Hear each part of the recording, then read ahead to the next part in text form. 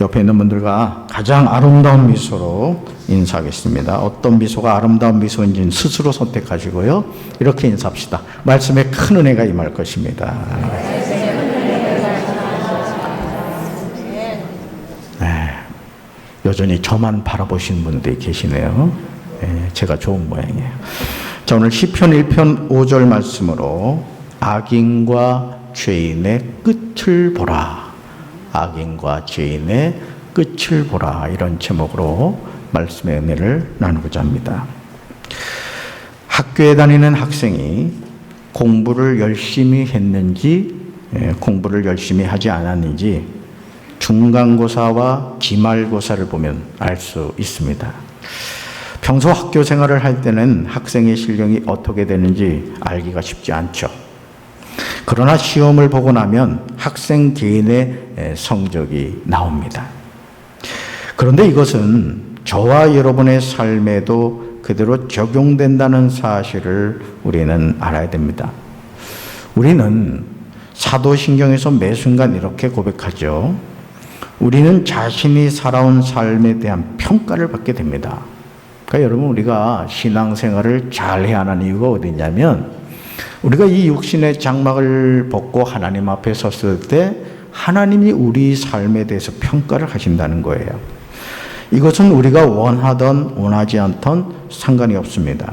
자, 우리가 고백하는 사도신경의 한 부분이죠. 자, 같이 읽습니다. 하늘에 오르시어 전능하신 하나님 우편에 앉아 계시다가 거기로부터 살아있는 자와 죽은 자를 심판하러 오십니다. 아멘. 그러니 우리가 어떻게 인생을 아무렇게나 살아갈 수가 있겠습니까? 하지만 안타깝게도 살아있는 자와 죽은 자를 심판하러 오시는 예수님을 인정하지 않는 사람들이 너무너무 많습니다. 사람들은 사람이 이 세상에서 살다가 죽으면 모든 것이 끝난다고 생각합니다. 여러분 어떠세요? 목사님, 사람이 살다 죽으면 끝나는 거지. 뭐 죽은 이후에 뭔 딴 세상이 있어요. 혹시 그렇게 생각하는 분이 있습니까? 그렇다면 여러분, 정신 바짝 차려야 됩니다. 성경은 우리에게 이 세상의 삶에 대해서도 말해주고 있지만 죽음 이후에 우리 인생이 어떻게 되는가에 대해서 정확하게 기록하고 있습니다. 저는 우리 사랑하는 성도 여러분들이 정말 내 세관을 갖고 살게 되기를 주님의 이름으로 축원합니다. 아멘. 여러분, 성경은 우리에게 한 번 죽는 것은 모든 사람에게 정해진 것이지만 그 후에 뭐가 있다? 심판이 있다. 이렇게 말씀합니다. 이것이 성경이 증언하고 있는 구체적인 내용이죠. 그러기에 우리 인생을 어떻게 해요? 잘 살아야 돼요. 잘 살되 하나님의 뜻대로 살아야 할 줄로 믿습니다. 사랑하는 성도 여러분, 우리는 못된 짓을 일삼으며 떵떵거리고 살아가는 사람들을 볼 때마다 마음의 상처를 받죠? 아니, 신앙생활을 하지 않음에도 하는 일마다 잘 되는 것을 보면 속이 들립니다. 우연히 여윳돈이 있어가지고 주식을 사놨더니 세상에 100배가 올랐대요. 그 말을 듣는 순간 아멘 할렐루야가 아니라 하나님 난 뭐예요? 이런 이제 마음이 들죠. 안 그런 쪽에도 그런 거 제가 다 알아요. 우리는 누구나 그런 마음을 갖고 있죠. 믿는다고 하는 나는 도대체 무엇인가 묻게 되는 거예요. 자, 그래서일까요? 성경은 우리에게 악인의 형통함에 관하여 이야기하고 있습니다. 자, 말씀 한번 같이 볼까요? 같이 읽습니다. 이는 내가 악인의 형통함을 보고 오만한 자를 질투하였음이로다. 자, 그 다음요. 너는 악인의 형통함을 부러워하지 말며 그와 함께 있으려고 하지도 말지어다. 그 다음요. 너는 행악자들로 말미암아 분을 품지 말며 악인의 형통함을 부러워하지 말라. 아멘. 자, 시편 73편 3절과 잠언 24장 1절과 19절에서 강조하는 것은 악인의 형통함에 대하여 우리가 어떻게 반응해야 하는가에 대한 말씀입니다.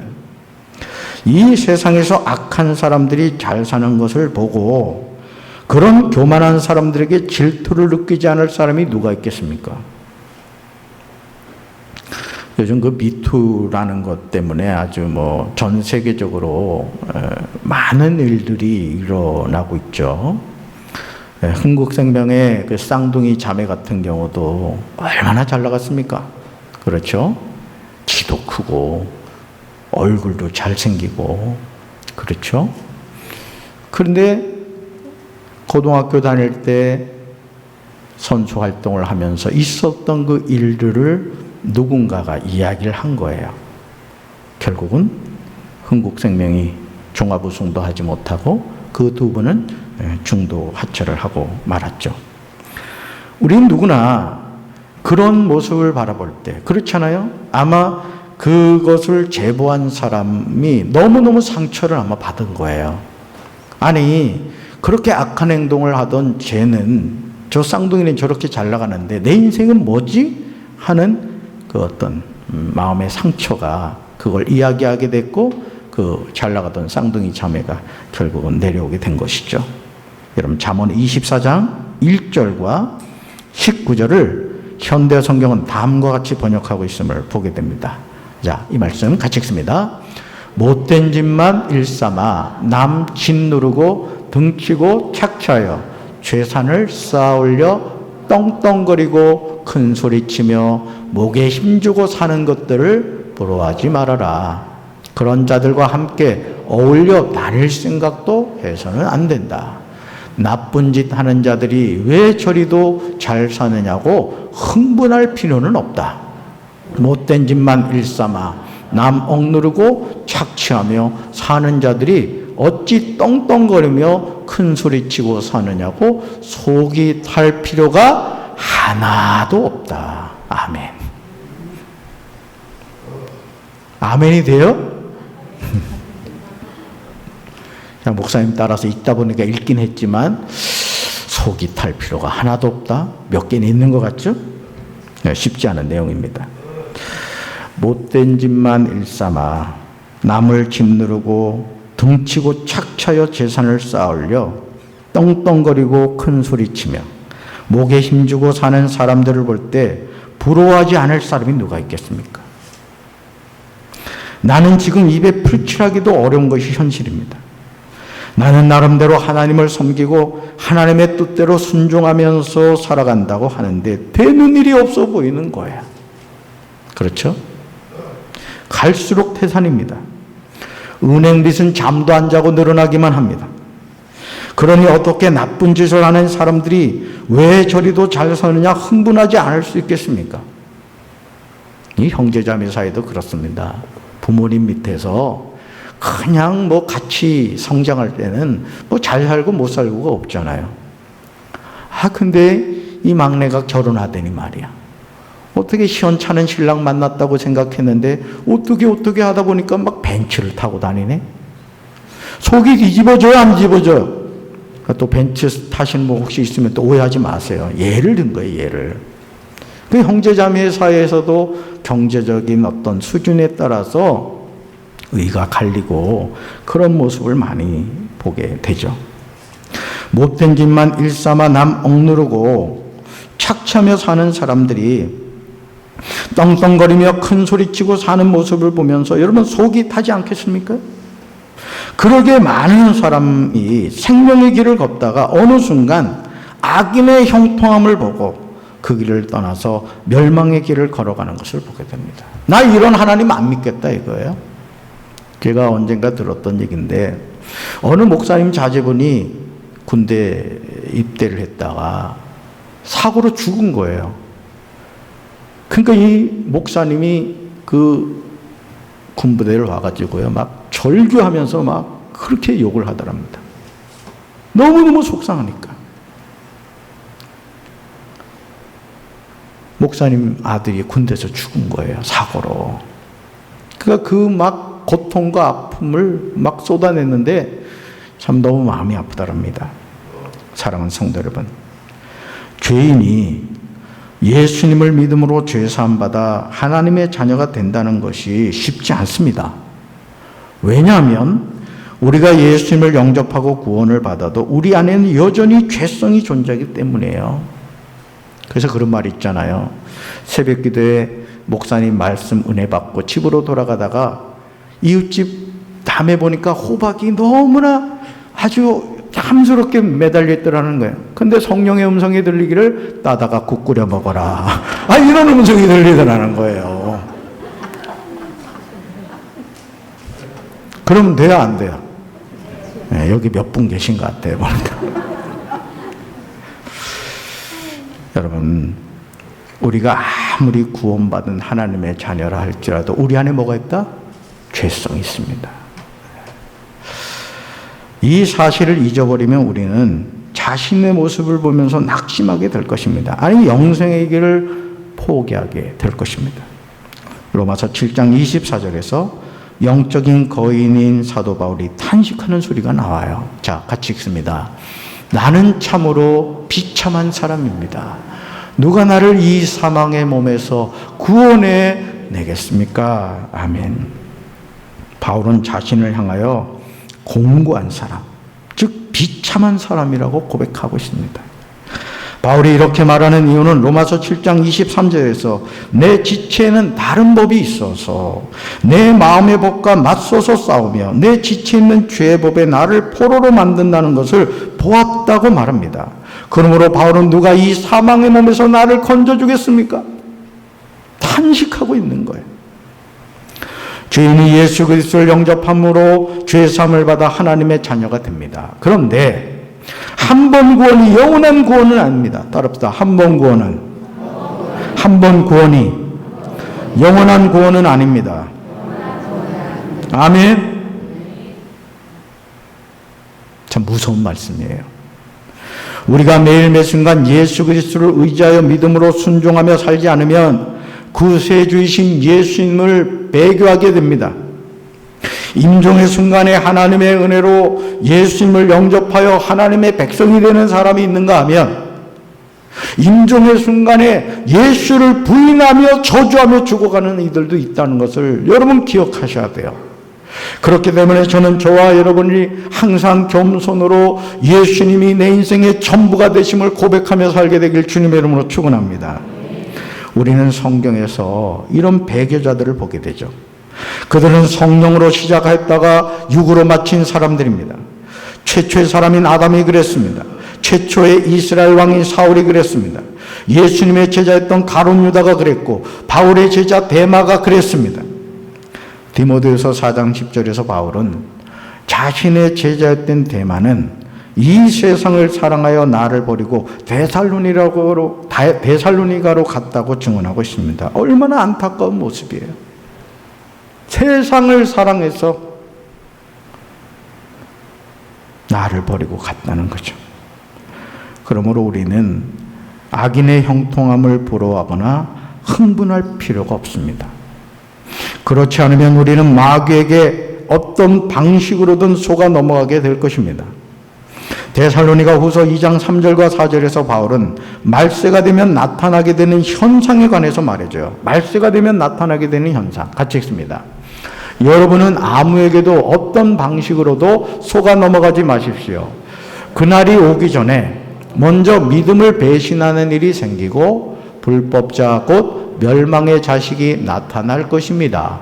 그는 신이라고 불리는 모든 것이나 예배 대상이 되는 모든 것에 대항하고 그들 위로 자기를 높이는 자인데 하나님의 성전에 앉아서 자기가 하나님이라고 주장할 것입니다. 아멘.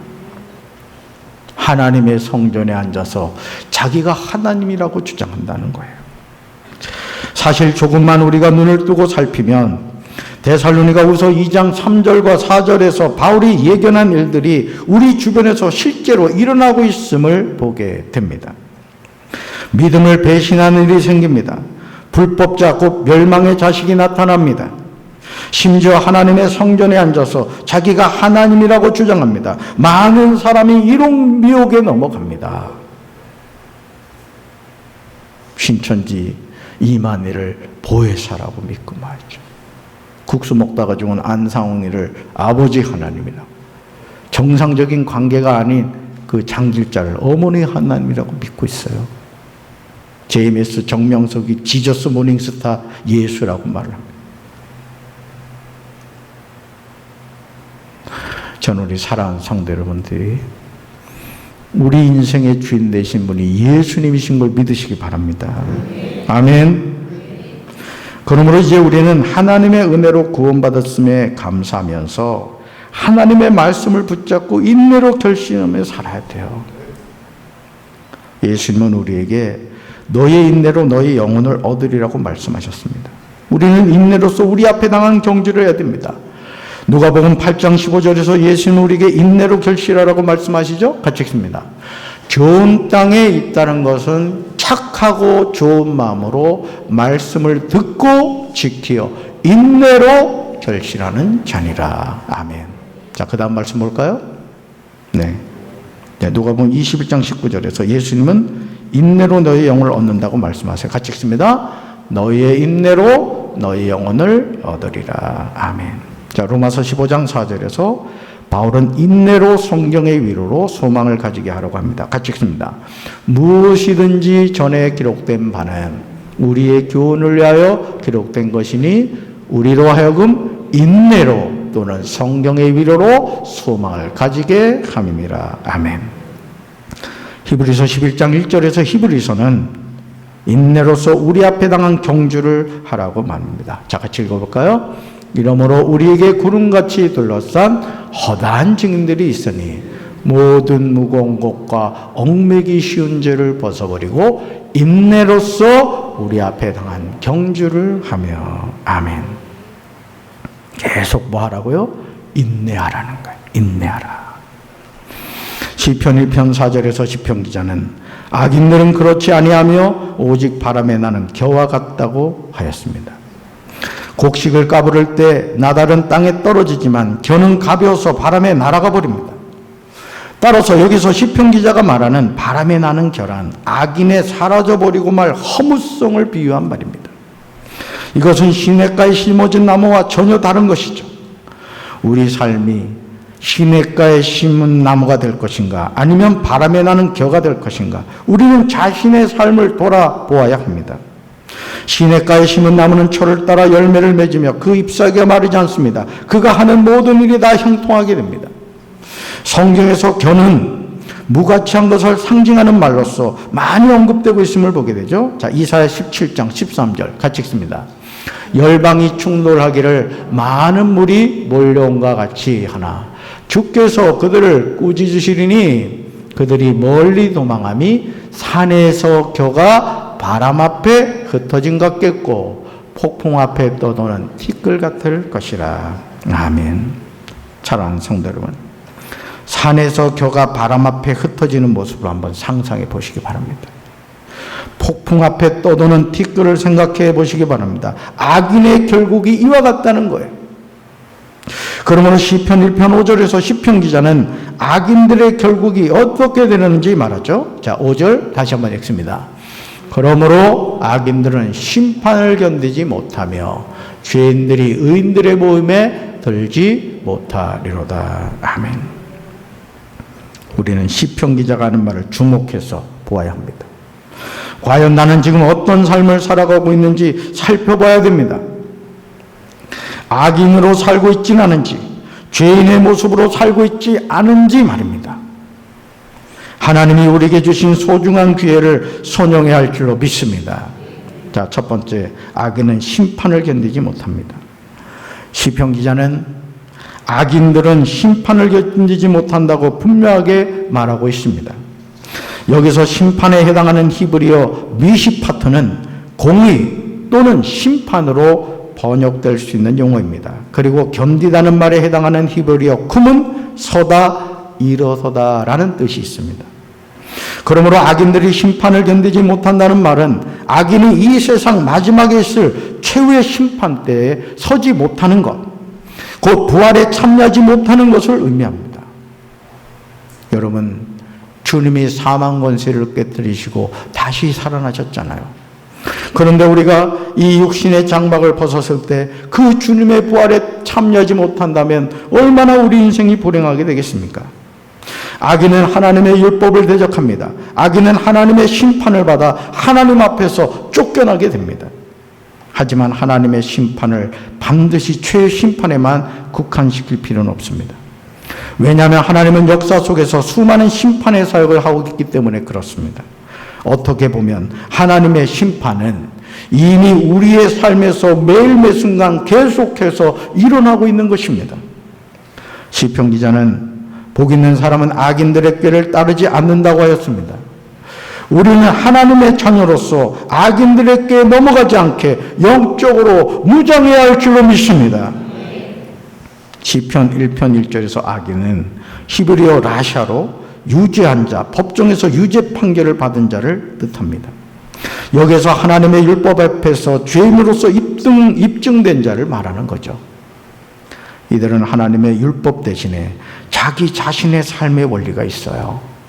여러분, 하나님의 자녀는 하나님의 말씀이 삶의 표준이 되어야 하는 줄로 믿습니다. 이것이 우리가 신앙생활을 바르게 하는 길이 되는 것이죠. 결국 이 악인들은 자기 자신의 삶의 원리, 다시 말해서 꾀에 해당하는 이 헤브리어 에치인데, 이 말은 의도, 도모 등으로 하나님의 뜻과는 상관없는 인간의 마음에서 비롯된 것을 말합니다. 우리는 이런 악인의 꾀를 따르지 말고 하나님의 말씀에 순종해야 할 줄로 믿습니다. 하나님의 자녀는 하나님의 말씀을 붙잡고 살아가는 거예요. 할렐루야. 우리가 전자제품을 사면 그 전자제품에는 반드시 매뉴얼이 있습니다. 이 제품을 쓰시려면 이렇게 해야 작동이 됩니다. 자, 바꿔 말씀드릴까요? 하나님의 자녀의 삶의 매뉴얼은 뭐다? 하나님의 말씀인 성경인 줄로 믿습니다. 자, 두 번째로 죄인은 의인의 해중에 들지 못합니다. 시편 1편 1절에서 시편 기자는 복 있는 사람은 죄인들의 길에 서지 아니한다고 하였습니다. 자, 여기서 죄인에 해당하는 히브리어 핫타임은 표적을 빗나가거나 길을 잃어버린다는 의미의 핫타에서 파생된 말로서 하나님의 율법에서 빗나간 사람을 의미하는 거예요. 그래서 여러분, 죄라는 것이 뭐냐? 하나님이 어떤 목표를 향해서 우리에게 삶의 기준을 제시했는데 그 기준을 벗어나는 것을 성경은 죄라고 말하는 거예요. 그래서 이 세상에서 가장 용서받지 못할 죄가 뭐라 그랬죠? 예수님을 믿지 않는 겁니다. 우리는 죄라는 것을 자꾸 도덕적이고 윤리적인 개념에서 생각하기 때문에 저 사람은 법 없이도 살 사람이야, 이런 이야기를 합니다. 그렇지만 우리 인간은 다 뭐라고요? 죄인입니다. 원죄와 자범죄에서 자유로운 사람이 없습니다. 그런데 하나님이 죄인인 우리를 구원해 주시기에 보내주신 그 구원자 되신 예수님을 믿지 않는 것만큼 용서받을 죄인은 없다는 것이죠. 저는 저와 여러분의 죄를 용서해 주신 그 예수님을 저와 여러분이 잘 믿어야 할 줄로 믿습니다. 그러므로 죄인은 하나님의 길인 율법을 가지 아니하고 자기 자신의 길을 갑니다. 그러니 어떻게 죄인이 의인들의 모임에 들어갈 수 있겠습니까? 시편 1편 5절에서 시편 기자가 말하는 의인의 모임이란 하나님의 심판이나 판단 앞에서 부끄러움 없이 설 수 있는 사람들의 총회를 말합니다. 우리는 하나님 앞에서 이런 삶을 살아야 할 줄로 믿습니다. 한 점의 부끄러움이 없는 삶. 내가 하나님의 자녀로 살아갈 때 어느 곳에서나 내가 하나님의 자녀라는 정체성을 가지고 겸손하게, 진실하게, 성실하게 살아가는 우리 사랑하는 강정기의 성도들 되길 주님의 이름으로 축원합니다. 의인의 모임에 들어가는 사람은 시편 1편 1절과 2절에 나오듯이 소극적으로는 악인의 사상과 행동에서 구별된 사람들입니다. 적극적으로는 하나님의 율법을 묵상하며 이를 생활하는 사람들인 거예요. 그래서요, 우리가 항상 신앙생활을 함에 있어서 제일 위험한 게 뭐냐면 내 경험과 내 지식입니다. 이걸 내려놔야 돼요. 이걸 내려놓을 때 주님이 말씀하시면 나가라고 하면 나가고, 멈춰서라고 하면 멈춰서고, 뒤돌아서라면 뒤돌아서는 거야. 여러분, 사도행전에 보면 말이죠. 바울이 이제 죄수로 배를 타고 가잖아요. 어느 항구에 도착해가지고, 우리 저 항해를 멈추는 게 좋겠다. 이 얘기를 합니다. 그랬더니, 바울의 말을 안 듣고, 결국은 또 항해를 하죠. 어떤 일이 일어나죠? 유라굴로 광풍을 만나서 아주 목숨을 잃어버릴 그런 상황에 처합니다. 이해가 되죠? 바울은 선원이 아니거든요. 그러니 당연히 바울의 말을 무시할 수밖에 없었던 거죠. 자, 근데 바울의 배후에 누가 계셨죠? 하나님이 계셨습니다. 저는 우리 사랑하는 성도들이 어떤 인생의 막다른 골목에 다다랐을 때 하나님의 말씀이 진리인 것을 깨닫고 그 말씀에 순종하며 살게 되길 주님의 이름으로 축원합니다. 저는 강경제일교회가 의인들의 모임이 되기를 간절히 기도합니다. 의인들의 모임이 돼야 돼요. 구원받은 천국 백성의 모임이 되어야 된다고요. 속회도 마찬가지고 성교도 마찬가지죠. 모이면 서로를 위해 기도하고 흩어지면 전도해야 돼요. 절대 모여가지고 남 욕하거나 남 비난하거나 뭐 어떤 얘기든지 부정적인 얘기 하지 마세요. 남말은 새가 듣고 반말은 쥐가 듣습니다. 그걸 바꾸면요, 남말이나 반말을 하나님이 다 들으신다고요. 아멘. 저는 우리 강경제일교회가 그런 의인의 모임이 되길 주님의 이름으로 축원합니다. 자, 시편 118편 19절과 20절 같이 봅니다. 같이 읽습니다. 내게 의의 문들을 열자다. 내가 그리로 들어가서 여호와께 감사하리로다. 이는 여호와의 문이라 의인들이 그리로 들어가리로다. 아멘. 내게 의의 문들을 열자다. 내가 그리로 들어가서 여호와께 감사하리로다. 이는 여호와의 문이라 의인들이 그리로 들어가리로다. 여러분, 천성문에 들어가서 우리가 하나님께 감사하는 그날이 우리에게 분명히 오게 될 줄로 믿습니다.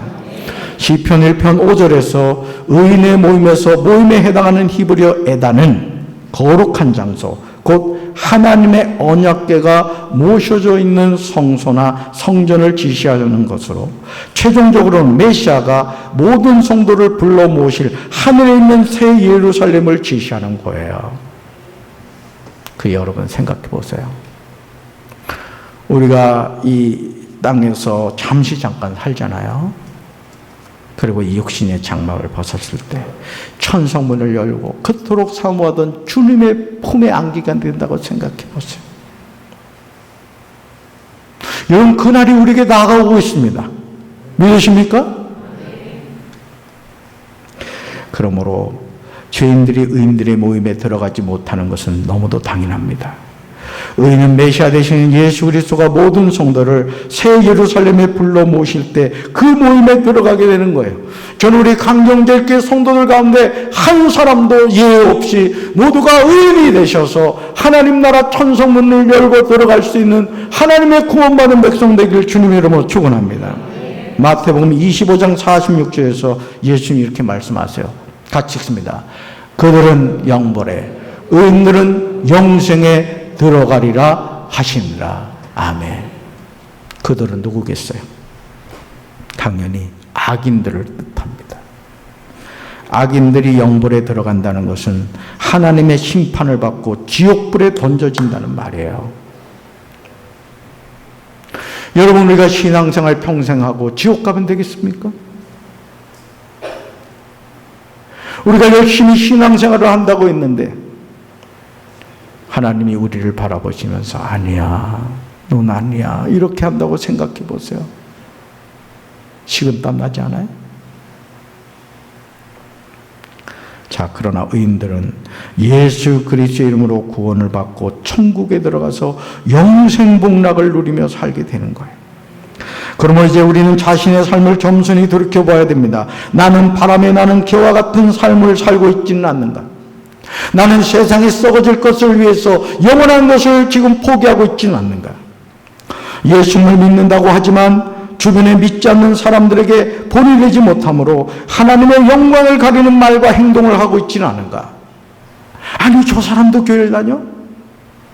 아우, 저 사람이 교회 다닌다고? 이런 말을 들어서는 안 돼요.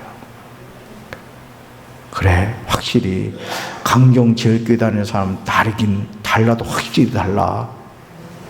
웃지 아멘이 없습니까? 그렇게 돼야 됩니다. 어디 가서나 저는 목사고 여러분 성도라고요. 이 정체성을 잊어서는 안 됩니다. 이거를 잊어버리고 여러분들이, 제가 오늘 새벽에도 말씀드렸습니다만, 술 먹고 담배 피고 말이죠, 세상에 본이 되지 못하는 행동을 하면 나 한 삶으로 끝나는 게 아니에요. 하나님의 영광을 가리는 겁니다. 아멘이십니까? 말도 막 하면 안 됩니다, 여러분. 열받는다고 막 하면 안 돼요. 어떤 사람이 접촉사고가 나가지고 말이죠, 문 열자마자 그냥 막 욕도 못자를 막 했대. 알고 보니 교회 집사님이더래. 세상에.